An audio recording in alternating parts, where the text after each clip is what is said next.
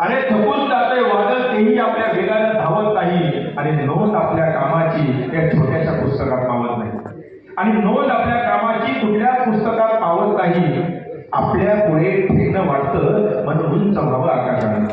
आपल्या पुढे ठेकणं वाटतं म्हणून उंच व्हावं आकाशानं आणि 10 दिशा अपुऱ्या पडतात म्हणून मोठं व्हावं आकाशानं. जिथे इतरांचा अस्त होतो तिथूनच आपला उदय होतो. जिथे इतरांचा अस्त होतो तिथूनच आपला उदय होतो.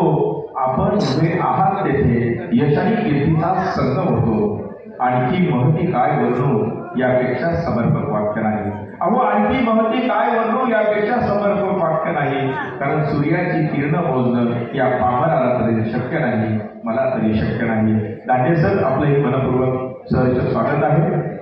आपण उपस्थित झालात आपलं स्वागत आहे. सर्वांना विनंती आहे की सन्मानार्थी शक्यतो पहिल्या आणि दुसऱ्या रांगेमध्ये स्थानापन्न व्हावं.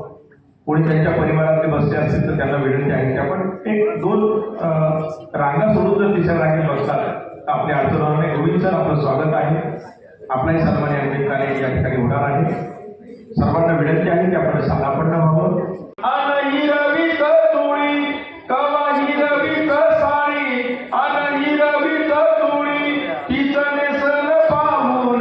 हिरवा भारत घडते तिचा उडता पदर अशा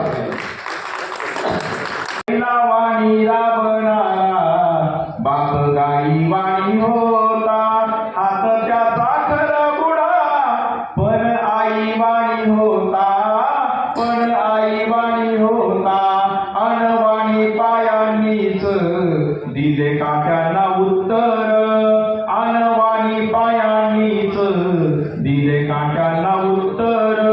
किती सुवासिक होते त्याच्या घामाचे अत्तर. आणि शेवटच्या 4 ओळी जगातल्या सगळ्या बापांसाठी आहे. बघा आपल्या मुलाला स्लीपर खेळावी.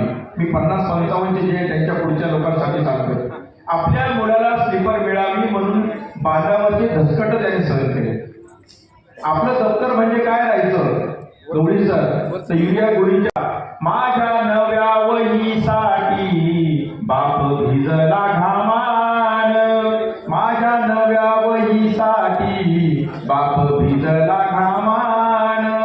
त्याची मळालेली बंडी त्याची मळालेली बंडी मला ध्वजाच्या समान. मला ध्वजाच्या समान. अशा माता पित्यांनी आपल्याला घडवलं आहे आणि म्हणून आज आपण इथे उभा आहोत. इथे बसलेला प्रत्येक व्यक्ती